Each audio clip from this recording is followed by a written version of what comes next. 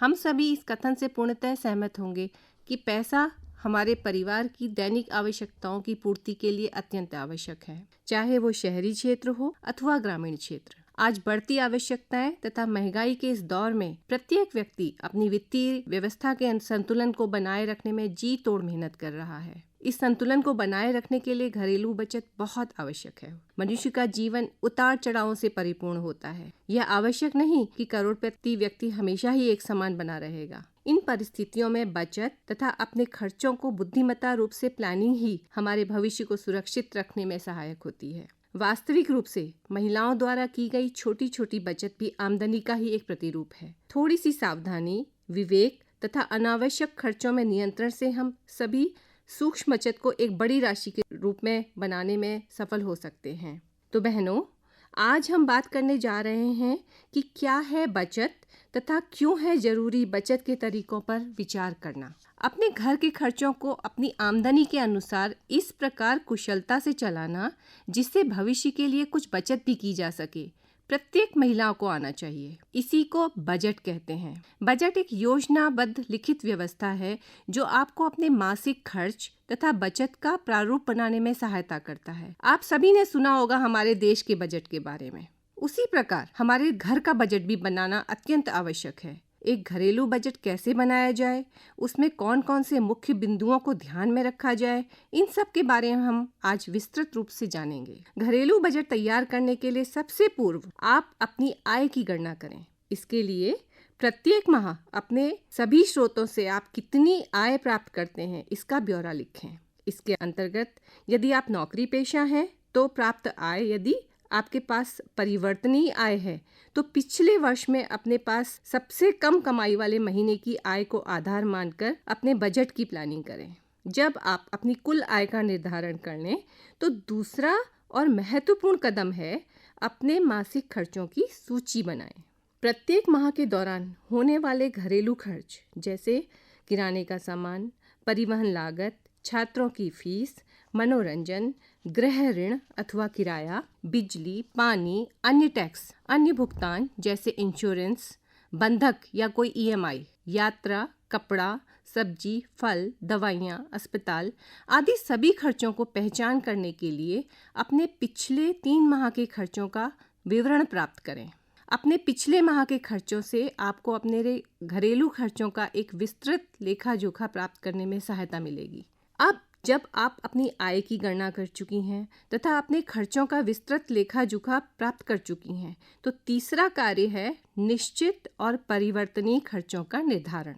निश्चित खर्च वे अनिवार्य खर्चे हैं जो आप हर बार के लिए समान राशि के रूप में भुगतान करते हैं। इसके अंतर्गत ईएमआई, किराया, घर के लिए ली जाने वाली सेवाएं, ऋण चुकौती आदि हैं जो प्रत्येक माह समान रूप से दी जाती हैं। परिवर्तनीय खर्चों के अंतर्गत वो खर्च हैं जो प्रत्येक माह परिवर्तित होते रहते हैं, जैसे किराने का सामान, परिवहन, मनोरंजन, उपहार, मेडिकल खर्चे इत्यादि।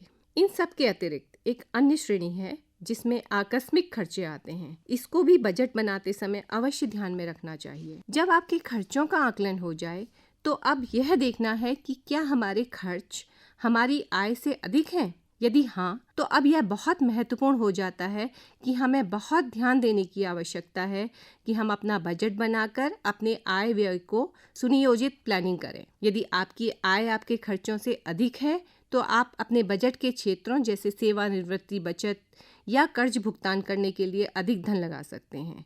यदि आपके पास खर्च से अधिक आय है तो आप 50% आय आवश्यक जरूरत, 30% आय पर्सनल खर्च तथा 20% की बचत या ऋण की देनदारी में प्रयोग ला सकती हैं। यदि आप ऐसी स्थिति में हैं जहां खर्च आय से अधिक हैं तो आप अपने परिवर्तनीय खर्चों में उन क्षेत्रों को ढूंढें जिन्हें आप कम कर सकते हैं, और यदि इससे भी आपके खर्चों में कमी नहीं आ रही है तो निश्चित खर्चों में पुनर्विचार करने की आवश्यकता है। अपने बनाए गए बजट का सुचारू रूप से उपयोग करने के लिए भी हमें कुछ महत्वपूर्ण तथ्यों पर ध्यान देना अति आवश्यक है। आइए जानें कि हम अपने बजट का कैसे सदुपयोग करें।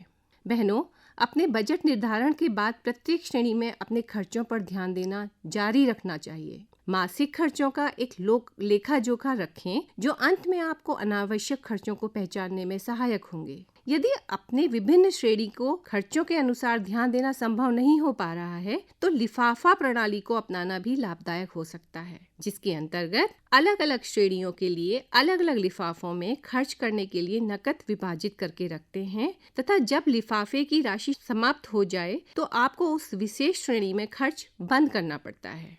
प्रत्येक माह श्रेणी के अनुसार खर्चों पर एक नजर रखनी अत्यंत आवश्यक है, जिससे प्रत्येक श्रेणी पर निर्धारित राशि का निर्धारण अथवा अन्य श्रेणी में धन का स्थानांतरण करने में सहायता मिले। अपने बजट का उपयोग करने में आपका लक्ष्य महीने के लिए अपने खर्चों को अपने आय के बराबर अथवा कम रखना होना चाहिए। और अंत में महत्वपूर्ण कदम है कि आप अपने बजट की समीक्षा करें और ध्यान दें। बहनों, समय समय पर पारिवारिक परिस्थितियां बदलती रहती हैं, जिसके फलस्वरूप हमारी प्राथमिकताएं भी बदलती रहती हैं। इसके लिए एक बार जब हम मूल बजट सेट कर लेते हैं तो इसे अपनी वित्तीय स्थिति और लक्ष्यों के अनुसार समय समय पर अनुकूलित करते रहें।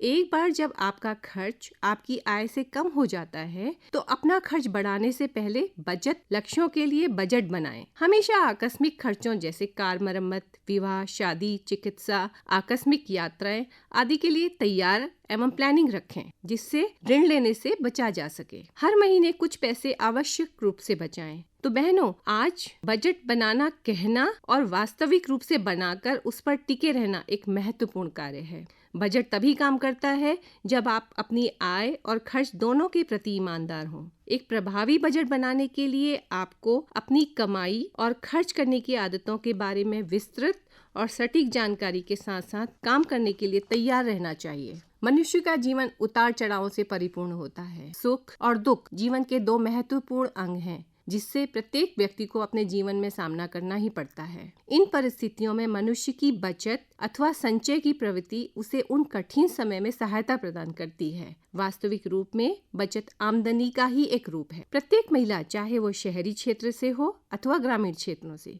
घरेलू हो अथवा कमाने वाली, को आर्थिक बचत के लिए बजट निर्धारण प्रक्रिया को जानकर उसे अपने दैनिक जीवन में प्रयोग करना बहुत आवश्यक है।